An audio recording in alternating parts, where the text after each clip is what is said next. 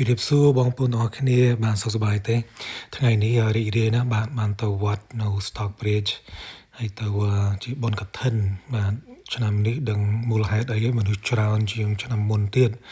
បងប្អូនមកច្រើនណាស់ចូលថ្ងៃកម្មវិធីបុណ្យកឋិនបាទហើយទៅវត្តនេះទើបបង្កសាងចុងក្រោយគេប៉ុន្តែរីកចម្រើនលឿនមែនទែនបាទបងប្អូនមើលដីធំឥឡូវនេះវល់ពន្រីកដើម្បីដាក់កន្លែងចតឡានសាលាឆាន់ហើយទៅកន្លែង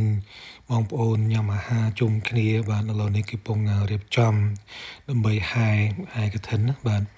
ឮថាជោគជ័យខ្លាំងបាទទៅបុណ្យកឋិននេះកឋិនខាងស្ដាំខាងឆ្វេងបាទអញ្ចឹងមនុស្សផ្លេចច្រើនទៀតបាទអត់ដឹងថាគាត់មកឬមកពីរដ្ឋផ្សេងមករស់នៅ Georgia ឬយ៉ាងណាទេបាទប៉ុន្តែទៅវត្តណាមានបងប្អូនយើងថ្មីផ្លែកមុខផ្លែកមកចូលរួមច្រើនមួយទៀតរដ្ឋ Georgia ធូរថ្លៃបាទផ្ទះដីឡាក់នឹងឡាក់បាទគេហៅ cost of living ការរស់នៅការស៊ីចាយអីធូរថ្លៃជាងរដ្ឋដទៃពិសេសនៅរដ្ឋដូចថា New York ឬ California អីបាទធូរថ្លៃជាងគេនៅនេះដីសាឡាមើលបងប្អូនដំឈើធំឥឡូវនេះរដូវ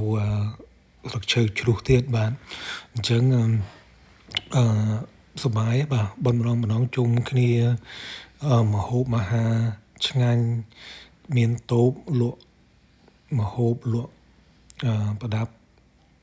មកពីស្រុកខ្មែរឡាក់កៅអៅអីបាទអញ្ចឹងបើសិនបងប្អូនចាប់អារម្មណ៍រដ្ឋ Georgia បាទឥឡូវនេះក្រុមហ៊ុនមុតមានposition ច្រើនបងប្អូនអាចដាក់ពាក្យមកតាមកម្មវិធី EB3 បាទ Georgia មានអ្នកបាទដូច position នេះដូចធ្វើការនៅ warehouse អញ្ចឹងណានៅកន្លែងឃ្លាំងអីវ៉ាន់អញ្ចឹងបើសិនមានគេកំងអីយើងយកអីវ៉ាន់ហ្នឹងរៀបចំឲ្យអ្នកដឹកជញ្ជូនយកទៅជូនភ្ញៀវបាទនេះ1ម៉ោង$14ដែរនៅ Atlanta Georgia ហ្នឹងបាទហើយទៅ position មួយទៀតកន្លែងភោជនីយដ្ឋានអ្នកជំនួយការធ្វើម្ហូបបាទយើងកាត់បន្លែលាងបន្លែឡាក់ដើម្បីឲ្យអ្នកចុងភៅគេស្លគេចៀនគេឆាឡាក់បាទអញ្ចឹង1ម៉ោង$15ដែរនេះនៅក្នុង Atlanta Georgia ដែរហើយទៅមួយទៀតសម្រាប់អ្នកទទួលភ្ញៀវឧបមាថាយើងមាន party អីធំអញ្ចឹងគេជួលអ្នក catering សម្រាប់អ្នកយកម្ហូបដើម្បីយកមកទទួលភ្ញៀវអញ្ចឹងយើងចេះរាក់ទាក់ភ្ញៀវយើងចេះរៀបចំម្ហូបអាហារនិងអីវ៉ាន់បរិភោគបាទអញ្ចឹងបើសិនបងប្អូនចាប់អារម្មណ៍បាទសូមមេត្តាតាកទួងមក page តាកទួងតាម Telegram បាទនេះជាឱកាសល្អណាស់បាទនេះពីមុនយើងមានតែរោងចក្រកាច់សាច់មាន់បោចមាន់ឡាក់ប៉ុន្តែឥឡូវនេះយើងមានការងារមានឱកាសថ្មីជូនបងប្អូនថាមិនចាំបាច់ពិបាកតិចឬឆ្អាបបាទនេះកន្លែងនេះជាឱកាសថ្មីមែនទែនហើយទៅបើសិនណាបងប្អូនចាប់អារម្មណ៍ចង់បដូរទីតាំងមករស់នៅរដ្ឋ Georgia បាទសូមមេត្តា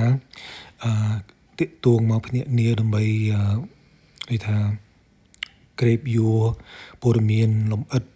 បន្ថែមបាទអញ្ចឹងសង្ឃឹមបាទបងប្អូនចាប់អារម្មណ៍ហើយទៅcall មកឆាប់បាទព្រោះអីវាមានកំណត់បាទហើយទៅមិនមែនតែក្រុមហ៊ុន MC ទេក្រុមហ៊ុនផ្សេងក៏គេរួភ្ញៀវគេដាក់នៅក្នុងការងារនឹងដែរណាបាទអញ្ចឹងថ្ងៃនេះមានឧបមា10កៅអីស្អែកវាអាចមាន5អាទិត្យក្រោយវាអាចមាន1បាទអញ្ចឹងកុំឲ្យខកខានសូមរួនឡើងហើយទៅសង្ឃឹមញញឹមដល់បងប្អូនដាក់ពាក្យតាមក្រុមហ៊ុនមុតបាទសូមអរគុណ